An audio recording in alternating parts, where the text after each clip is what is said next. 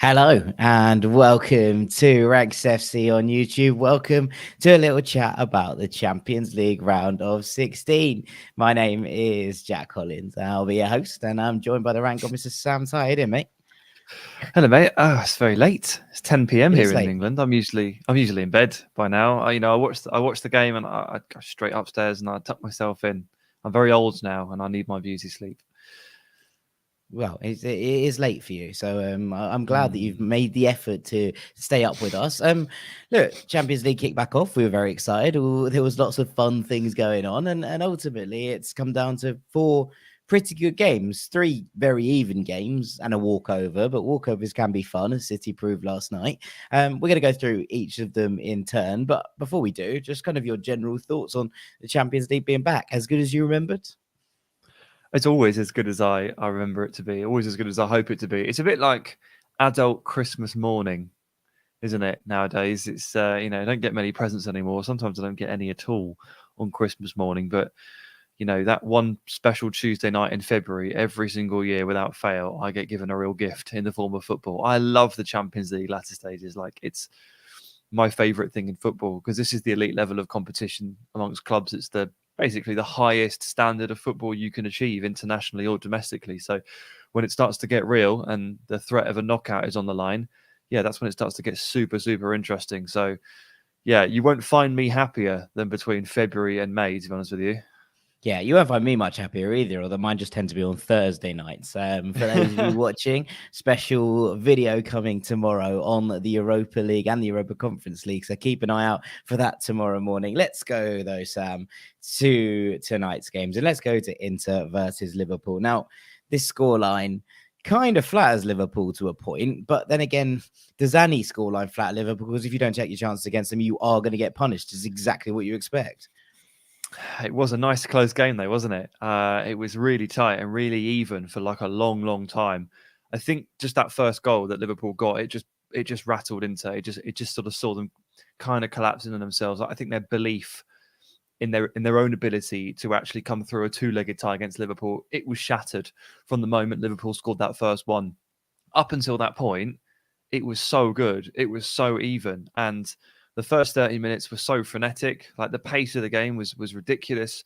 Both pressing units worked really, really well. They kept cutting passes out from the back and they kept turning the ball over sort of 25 yards away from the opposition goal. And it looked like it could have been, 2-2 at half time if it were not for some really genuinely heroic defending. I mean, like, Inter, like, the amount of bodies they managed to get on the line to block things was absolutely remarkable, wasn't it? I mean, Brozovic and Bastoni and De Vrij all throwing themselves in front of stuff, blocking shots. So there were a lot of openings, and then somehow just someone materialized out of thin air in wearing black and blue and blocked the shot. So the goalkeepers didn't do too much, but it felt like Well, there's both no shots teams on were target until the goal, right? but this felt like both teams were a massive threat throughout that period. And the last 10 minutes of that first half, Liverpool really took control.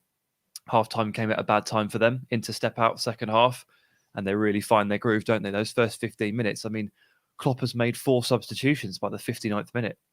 That tells you a lot.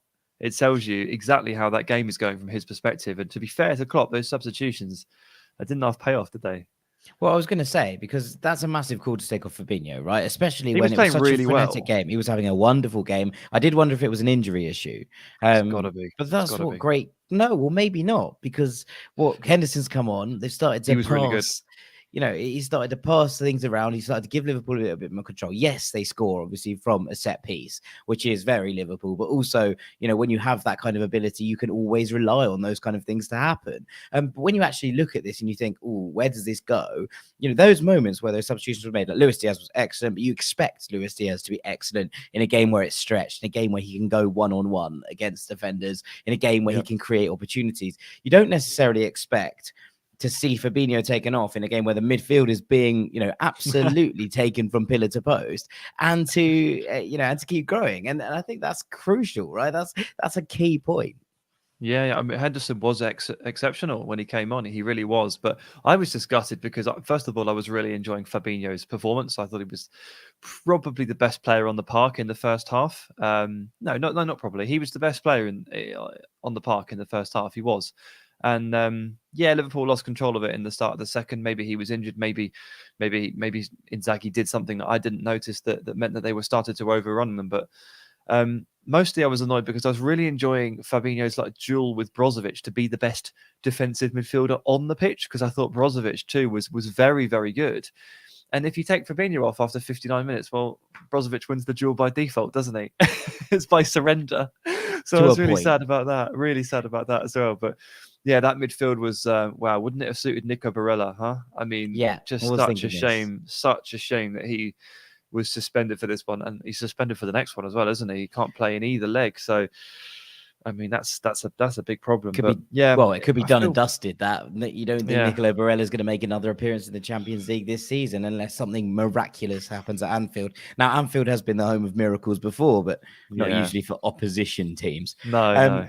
Couple of words on Ivan Perisic. Got a couple of comments about it. Abe says Perisic is the best Croatian on the planet. Alvaro was responding saying Modric exists, which I did enjoy. But Jake says Perisic had Trent on toes. I'm not getting into argument as who the best Croat is. But this is true. Perisic had Trent on toes for quite a while, and actually, there's something to be said in that other substitution that we haven't talked about of the three, which was Harvey Elliott coming off for Naby Keita. And it did shore up that right-hand side a little bit because that crossfield ball to Perisic felt like it was on every time. It was, yeah. I mean, Inter stopped trying to play through Liverpool's press from their goal, from their own penalty box. And stopped trying to work the ball from the defender into the holding midfielder and then back again and through. They basically just started kicking it to Perisic. They started playing over much longer distances and trying to create much longer strikes to try and skip over lots and lots of the pitch. And they made the pitch really big. Perisic up there high and wide on that left-hand side, up on the touchline. And look, Trent he's always in a tough situation here because Liverpool tend to attack, they tend to pivot their formation and they tend to attack more heavily down the right-hand side because that's where Salah is and that's where Trent is. Their right-sided number 8 is usually the more attacking of the two number 8s that sit in front of Fabinho. So the formation always twists and tilts towards that side and it always creates space over there.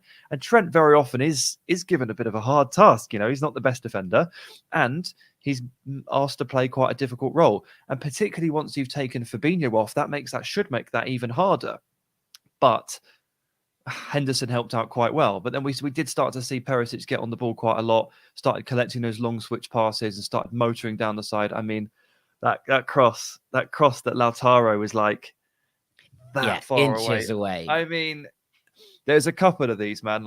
Even before the opening goal for each side, the shots on target stat feels a little bit. It doesn't paint the picture of the game because there were so many so close openings that could easily have been something. And there was another one how did that not hit Lautaro in the face and just go in? Yeah, it did feel like that. I mean, look, Jake says Lautaro was disappointing. I think everything went he was really disappointing.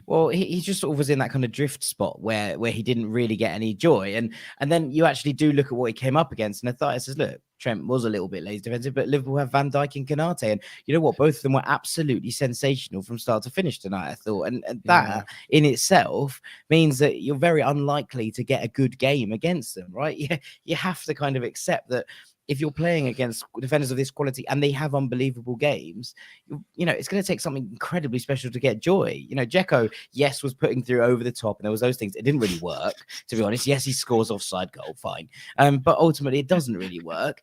No. There was kind of nothing. And I think that's as much down to very, very impressive performances from VVD and Ibrahim Konate than it is to anything else. I do think that standalone wise, though, Lautaro was disappointing, and the reason I think he's disappointing, and I accept that he's playing against arguably the best centre back in the world and a player who, as yet, has never lost a game for Liverpool in Konate. That streak has now continued. The problem with Lautaro is that his game awareness was really poor, and a lot of the players on that pitch for Inter were very aware that they had at most 1 second on the ball before they needed to move it on again, particularly when you started to get towards Liverpool's box. So there were some quick interchanges. They knew that they needed to move that ball very, very quickly. If they held onto it for very long, then they were going to be dispossessed. And Lautaro, it just didn't pick out the right option or didn't see the game expanding around him more quickly enough. That run that Çalhanoğlu did that was 70 yards with the ball, carried it all the way forward to the box, gives it to Lautaro, there's a man on Lautaro's right. He's free. He's ready for the pass. And Lautaro's like, oh, let me just try and beat this player. And then I'll look up. It's so frustrating, isn't it? And it's just a part of him. It's a part of his game. And it didn't really wash tonight against Van Dijk. They were just too good. And he was too slow. And I wasn't surprised to see him withdrawn for Alexis. Not that Alexis was much better, but they needed to do something up there because Dzeko was doing fine. Lautaro, unfortunately, wasn't great. Yeah, I mean, look, last question on Liverpool, and then we'll move on. But Pat says, does opening up the game for Inter not just eventually lead to them tiring out? It always seems a gamble. I got a message from a friend of mine, George, who said, look, this is what's going to happen here is, if they continue to play at Liverpool's pace in the last 15 minutes, Inter are going to get tired. Now, I don't know if that's completely fair in terms of they still felt like they were right in it up to the point where the goal happened. And it did feel like that knocked the stuffing out of them as much as anything else. But there is always that risk when you play Liverpool that they have the depth off the bench to really hurt you. And bringing Luis Diaz onto a scarily open game is now a terrifying prospect. You can't even kind of go man for man with them at that pace if they have that, trump card to play off the bench. Yeah, I mean, I guess it is a bit of a gamble, but at the same time, what else can you do? Yeah, I mean, they're the home side in this leg. And they're at San Siro, and San Siro is buzzing, and it looks almost full, which is like very rare nowadays. And Inter were well within their rights to believe in themselves. They're a very strong side. We did our Champions League rankings last week, and I put Liverpool as basically the second seed, I'll call it, and Inter were in seventh. That's a really strong matchup, and those are two really good teams. And if Inter thought, hey, we're at home, let's take it to them, and let's see if we can generate a bit of momentum and score a goal. I mean, they nearly did it. Like, they generated that momentum, start a second half, and that Perisic cross should have been headed home. It was just a little bit high or a little bit in front of him. I couldn't tell from the angle. It's risky, but this is knockout football. It's played on the edge, and they did their best, but unfortunately they got undone. And it was a set piece and a header from a back post that got knocked down and deflected on the way. But to if you Salah defend set pieces that badly and then defend deep crosses into your box that badly, you're going to get punished. And ultimately, that's what happened. Yeah, of course. Especially against the side of Liverpool's caliber. Just into perspective, it's not that Liverpool have created some kind of crazy moment of genius to score that second goal. The knockdown from Van Dijk is deflected on the way to Salah, and then Salah hits it and it deflects again. Clear your lines, of course. Clean penalty boxes play is always appreciated, but I think Inter. You said it right at the top before you even asked me a question. You said scoreline, Inter might feel a tiny bit hard done by here. Yeah, absolutely. All right, let's go from Milano to Salzburg, where Salzburg will be absolutely gutted about this. Went 1-0 up about 20 minutes in. Adami scored a lovely goal after some good work from Brendan Aronson as well. And then suddenly on the 90th minute, after really not creating huge amounts all game, and after Salzburg had spurned a massive chance to make this 2-0, Kingsley Coman pops up with an equaliser for Bayern Munich. Now, even at 1-0, you probably still make Bayern favourites to go through in this tie, right? It is ultimately, you're playing against one of the best teams in the world, but it just felt like there was a real moment here for Salzburg. And, it opened up time and time again in the first half, especially. Bayern did wrest back a little bit of control in the second half on this one, but ultimately it was Salzburg's game to lose, and they didn't lose it. So that's something to say. We said on Live Score earlier this week that we thought there was an upset here with Bayern's high line and with Adeyemi's pace in behind. Adeyemi was in behind twice in the first 10 minutes. Neuer. And no Neuer, exactly. And then Adamu came on, went straight through with his first touch, could have gone down. It would have been a soft penalty, but could have gone down. And then, 2 minutes after that, they finally find the goal. And you're looking at this going, Salzburg could get a couple here, and if they do, this could be real bad for Bayern because they looked really vulnerable. Started the second half, Bayern clawed their way back into it and really did start to wrest control, made the better chances until the last 10 minutes where Salzburg felt like they really started to believe again, right? And it was that moment where it gets cut back in order to kind of make it 2-0, and Pavard somehow gets back on the line to block Adamu from getting his second. It is incredibly impressive defending in one way. In another way, how has he not scored? It's one of those where you're thinking, yes, it's really good defending. It's also maybe not great in terms of forward play, but ultimately you've got to do it.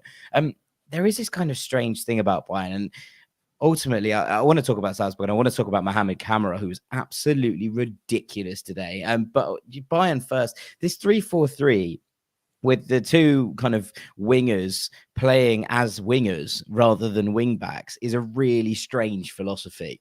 Now, Julian Nagelsmann is a better coach than I ever will be, and a better understander of this game than I ever will be. But it does look like it's making it difficult for himself. Now, I know Joshua Kimmich is one of the best defensive midfielders in the world right now. But if you're having a crisis, play him at right back and keep your structure together. Instead, Bayern feel like they're all over the place. And I think this is important from Matt. And it did kind of feel a bit like this. Do they believe their own hype? It felt today that they did create chances, but it was only because they have superior footballers. It was superior individual ability. And look, sometimes that bails you out of games, but they are going to come up against better teams than Salzburg, with all due respect. Salzburg were excellent tonight, and Matthias Jester deserves all the credit for how he set them up and how he exploited the gaps. But it was just individual moments of quality that bailed Bayern out. And I think that's an interesting kind of topic. You look at, the teams who go on and win this competition a lot. You look at Bayern a couple of years back when they won it. They were the most effective team unit I've seen in a long, long time. Ultimately, I don't know if this is just an injury crisis or if Bayern feel like this is something that they're going to go forward with. But if it is the latter, they really need to find some cohesion because they really lacked it tonight. Mate, I want you to go back to Kamara because I've just seen while you were talking, I just looked up the who scored thing, and I know obviously we're not basing it all on stats, but he's completed 6 dribbles and 6 tackles. Yeah, it's a big. He was imperious. His ability to break up players, absolutely spectacular for a 22-year-old. He understands the game so well. He reads the game so well. I was absolutely flabbergasted with how good he was. Now, he was excellent in the group stages as well, and we talked about him a little bit.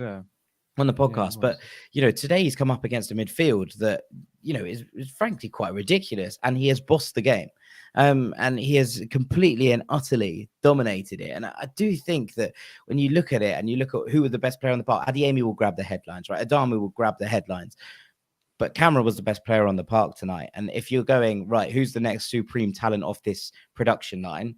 He was the one for me, because there are so many football teams that could do with Mohamed Kamara in their ranks. 22 years old, only growing. He's just absolutely spectacular. So yeah, really brilliant. But yeah, as you say, 6 tackles and 6 dribbles is not bad at all. Yeah, not bad. Complete performance. Sorry, derailed you there a little bit, but on the Bayern thing, which is, again, because for those that are watching, Jack is really taking this one because I don't watch 2 games at once. I'm not capable. I don't have galaxy brain. So I haven't watched any of Salzburg versus Bayern, so I can't offer anything. But just looking again at the subs and the lineups, I think Sabitzer might be forgiven for thinking he was in for a little bit more when he joined in the summer. Then there's a crisis and we've got no right backs, and we want to play a 3-4-3 with no actual wing backs, and yet he only gets 10 minutes off the bench, and Kimmich is still in midfield. I just feel like, he could have just played. Yeah, you could have done. It's a really strange one. It's just one of those kind of odd things. There's Ocean Sun's here saying, I hope you guessed this one as well, Ocean, with your mad prediction, man. Yes, Ocean Sun. Was Nagelsmann's obsession with playing 5 forwards? They did it again today. Goals, isn't it? Goals FC. But it felt like Koeman was the only one really doing anything. Lewandowski barely in the game. You look at Thomas Müller, barely in the game. Leroy Sané, barely in the game. Koeman was the man who made things happen. And ultimately, it feels right that he's got the goal. But it is a strange kind of thing to kick on with. But, ultimately, I wanted to talk about Salzburg because they were the story. And Adeyemi was great. Adamu was excellent. Kamara was the best player on the park. But Brendan Aronson, very, very impressive as well. Some really silky touches. He played at the top of a diamond. It was really, really neat. Really neat. I thought he put together some nice stuff. And obviously you saw those bids from Leeds in the January window. I don't think it's going to be too long before anyone else comes calling, because he is showing it over and over again on the big stage. And just a lovely footballer, frankly. He's not going to go to Leeds, is he, now? He's not going to go to Leeds now. All it takes is this performance. And if he's any good at all at the Allianz arena in 3 weeks' time any good at all, Leeds will be just like, oh, there you go. Then We've been blown out of the water. That's the problem is unfortunate. Leeds were never going to get him anyway, do they? Because them and the Red Bull structure, they don't really get along very well. So no, still owe them loads of money. yeah. Yoel says with a profile picture of Dean, which is interesting. Jeez. Salzburg couldn't do it because their name doesn't start with a B. They only get demolished by such teams, i.e., Bochum and Borussia Mönchengladbach. That's true. Yeah, fair enough. It's a very good point. Very, very good point. Jake says, is it a very, very, very good point? It's true, frankly. It's true. It's true. I'd love Camera at Chelsea at some point, but surely he could be a big help for United and their perpetual. Look, I don't want to send anyone into the mess at United, man. I feel like I'm hands away from it. But yes, he'd be a really, really good. He'd be really good in that United midfield. He's just a really, really good player. And they could just do with a 6. Right. We're done talking about United and 6s. They ignore us every time. I've run out of support. I've run out of support tickets. Until they start replying to our DMs, until they reply to our DMs with a DM, we're not going to be talking to them anymore. Right, let's go to yesterday and let's go to PSG Real Madrid, shall we? Because this was a very strange game of football, Sam. I thought it was amazing. I mean, I know that you're not saying it wasn't amazing, but I had a wicked time watching it, even at 0-0. Even at 0-0, it was a fascinating game throughout. There was lots and lots of different threads to pull on it. But I mean, I basically felt like I needed to apologize to Pochettino at full time because, like, obviously been very, very critical of PSG and Pochettino all season, and justifiably so. Playing well in mid-February doesn't mean that you didn't suddenly play badly in August to January, which they basically did. But I'd given up on any possibility of Pochettino getting this squad to mesh together properly, and crucially, I'd given up on him making the sort of tactical adjustments I'd expected in order to make sure that all of the attacking pieces that they've now acquired actually work together. And over the course of the first half of the season, they basically did exactly what you just criticised Bayern for, which is they won because they have better players who created superior moments and could get outplayed for 75 minutes and just score 2 goals. Often it was Mbappe. And the number of goals that PSG have now scored in the 85th minute or 85th minute or later has risen by yet another game because it's exactly what happened. But the story was not the same. No. For once, PSG put together a really, really good, cohesive performance. And there are a couple of keys behind it. And the most interesting one is that Danilo Pereira played probably the most important role on the whole pitch, which I didn't think I'd ever say. Look, I've got a lot of backstory in Back in the Octopus. The Octopus is one of my favorite players ever.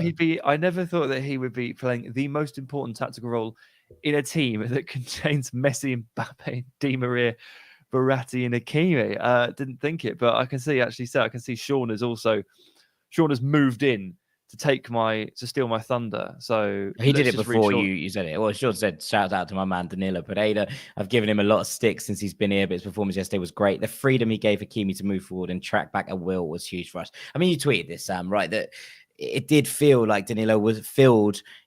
I'm not going to call it the Skriniar role because that's a bit ridiculous. It wasn't that, but because when they dropped back into the off the ball shape, which didn't happen very often because Real Madrid barely touched the ball, but there was a 5-minute period in the second half where they actually were in PSG's half, and that you measure the formation off the banks of the defensive lines, and Danilo was in midfield and Hakimi was at right back, but on the ball, Hakimi was basically the right winger. And Danilo dropped in next to Marquinhos and almost made it like a temporary 3 at the back and covered that big open gap. And between Danilo, who basically then played right back, and Marquinhos, who was in that hole, there's enough athleticism there and enough nous to be able to basically cover most of what Hakimi leaves. And Vinicius got nothing. Like, absolutely, it helps that Benzema was clearly unfit. He was off the pace, wasn't he? He couldn't do anything. Yeah. He couldn't stress anybody.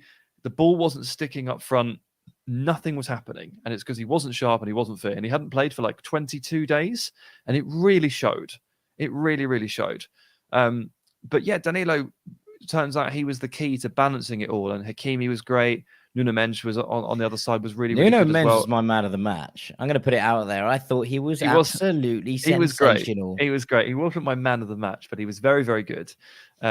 He didn't actually play against anybody because Asensio was a ghost, so he didn't really have to mark That's anybody. because he was living in Nuno Mendes' pocket. Yeah. It was he managed to pocket Asensio really early on, and then just have the freedom of the flank to do what he wanted. Yeah. There was a moment where he nearly caught up with Mbappe, which I think was my favorite moment of the game. He Mbappe steaming forward down the right, and all you can see is this flash, legging it in from left back, and I'm like, that's Nuno Mendes. He's absolutely trying to get on the end of a cross here, which I thought was great, but very enjoyable. Look, we got a lot. It was the attacking stuff from PSG was all down that left hand side. They basically sussed within 5 minutes that Dani Carvajal that was a bad display from someone who is a very good defender and has very what he has lots and lots of experience, should I say. He does, yeah, but obviously he hasn't really been himself for the last couple of years. He's had a fair few injuries. He's barely been able to gain any momentum. And look, Mbappe, I wouldn't back a single right back in the world really to stand him up 1v1 and do well against him at all. So he was on for a hiding. He always was. But the fact that PSG identified that and picked on him ruthlessly just made it worse. Obviously, he got ground down and down and down. He gave away the penalty that was actually missed. Then he got ground down a bit more. He ended up being subbed for Lucas Vazquez, who was barely any better. But again, I'm not really holding it against them. It's Mbappe. Arguably worse, but it's in Mbappe. Full flight. I wouldn't have brought Vasquez on as bad as Carvalho was doing. I don't think Lucas Vazquez at right back is ever that good an option. The big question here is and again, far be it from me to question Carlo Ancelotti, but why did he not just play Federico Valverde on the right flank as a double right back?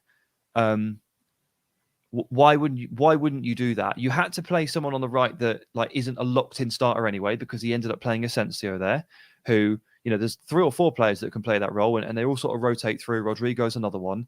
There's no guaranteed right winger in this team. You're not upsetting anybody if you decide to make a decision based on a certain game. Valverde has played on the right before in certain scenarios and has actually done really well. I just would have put him in there and helped Carvajal out a little bit. And after 30 minutes, if I'd have seen what was happening, I'd have made that change after 30 minutes. Valverde came on in the end. Or even just stiffen the midfield and do the Danilo thing, right? Yeah, do the Danilo thing. He came on for Modric in the end, who was so tired, but Modric actually played really well defensively anyway. And Valverde actually did add a little bit to that midfield. And I was like, if he could have just done that on the right for 70 minutes, they might not have been in this mess in the first place. Yeah. But I was pleased in the end that PSG won because I think their performance deserved it. It felt like the right result. I said this on the live stream yesterday, it felt like the right result. I want a little bit on Verratti because we've got a lot of questions about him. Elijah says, man, how good was Verratti? Bossed the game. Jake says Verratti played a 10 out of 10, genuinely one of the best midfield displays I've seen this season. And Matt says, is Verratti underrated, overrated, or properly rated at this point? So there's a lot going on here. I don't think he's underrated anymore. He may possibly have been, but I don't think he can be now.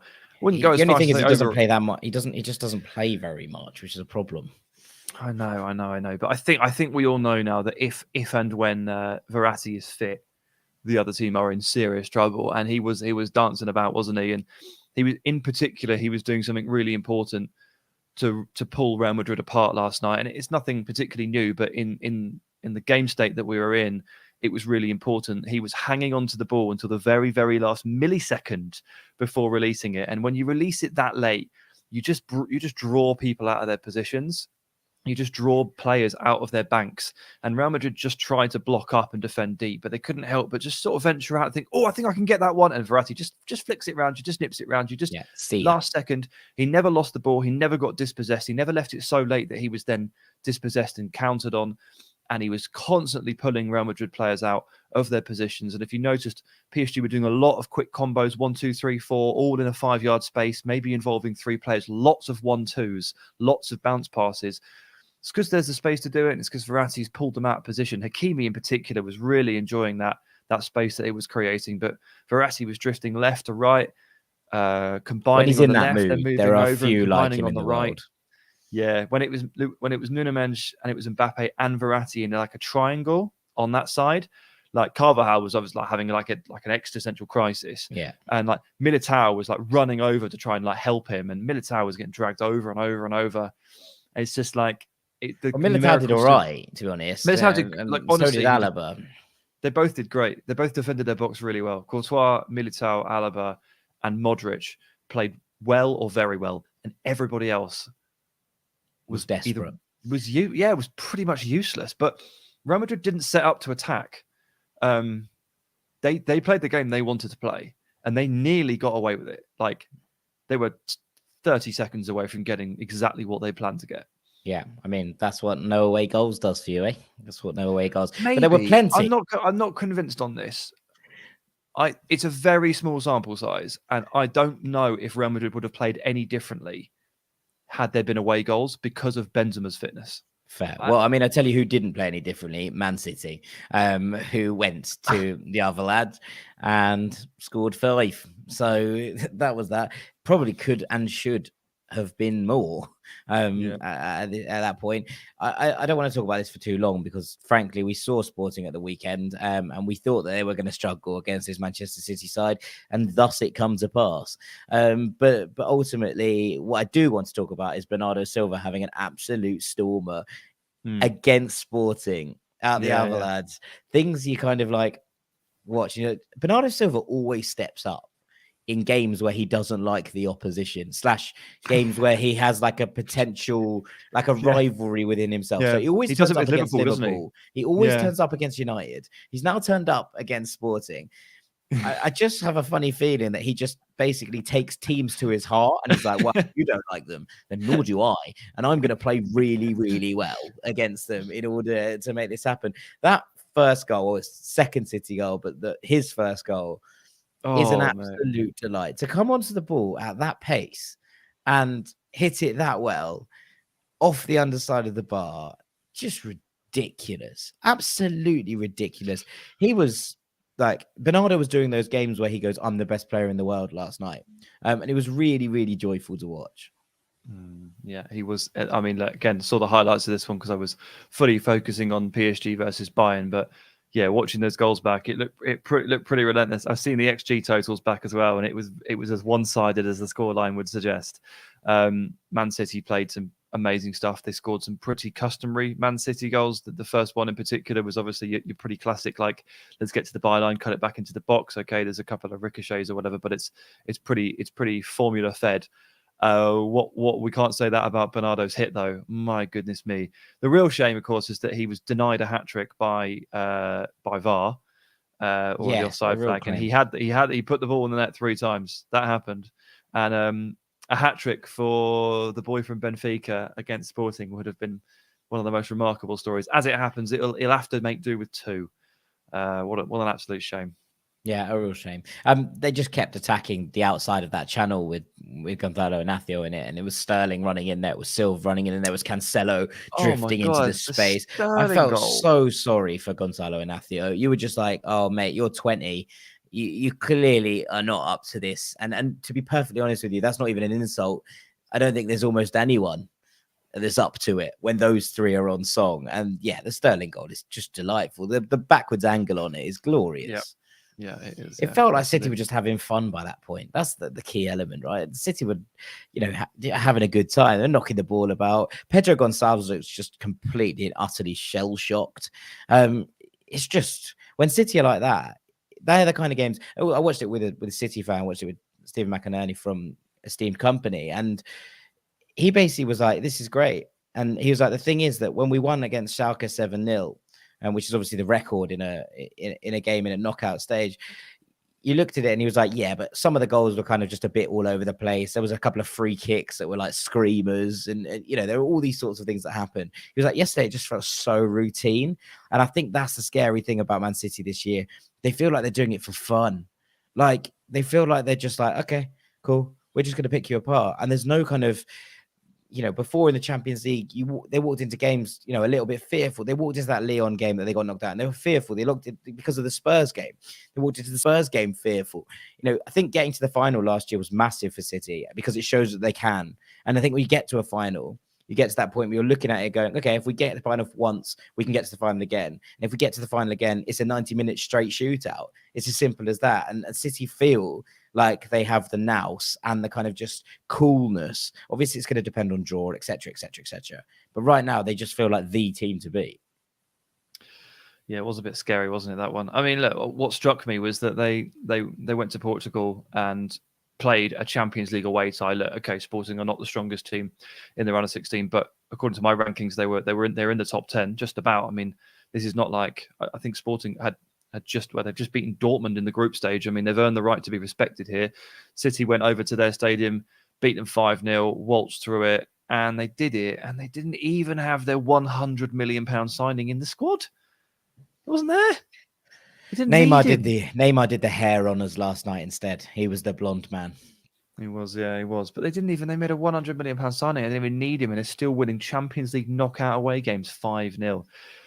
It does send a certain message. But then again, you can take a look at some of the other results. Like PSG, I think, have sent a message to everybody, not just in terms of the fact that they've just beaten, Real Madrid, and they've hung on and they've been resilient and they've won it in the last minute as well. They've kept on going, but there's a cohesion to them, and I think that Liverpool have sent a message here as well. Yeah. And it's the message that they can continue to manage and negotiate extremely difficult games at very important parts of the season. And Liverpool had the hardest fixture here, I think, on paper, and we went to San Siro and just absorbed. Yes, it was they had a couple of moments. It was tight, but they managed the knockout side really, really well, which is really hard to do. So many clubs wish that they could negotiate these kinds of situations and these kinds of games and manage these games in 15-minute chunks the way Liverpool do. They feel a bit inevitable, don't they? That's a scary thing to be. When you feel a bit inevitable, you're like, okay, if you don't score against us,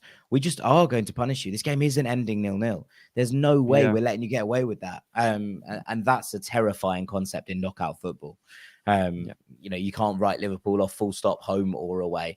And on that bombshell, I think we will probably call this a day, Sam. But thank you for sitting in and chatting about the Champions League with me. It's been a real pleasure. Go straight to bed. Yeah, absolutely. You got to be up early in the morning, mate. It's all too late for you now. Married man. My routine takes 3 hours. It takes 3 hours. How else are you going to get hair that good? Right. Exactly. Thank you ever so much for tuning in. If you've enjoyed this one, please hit the like and subscribe button on the YouTube channel. We will see you in a little while. Remember, there is a Europa League show coming out tomorrow morning for everyone on the Ranks FC channel. We hope you enjoy it. Thanks for listening. Thanks for tuning in. Take it easy. Have a wonderful night.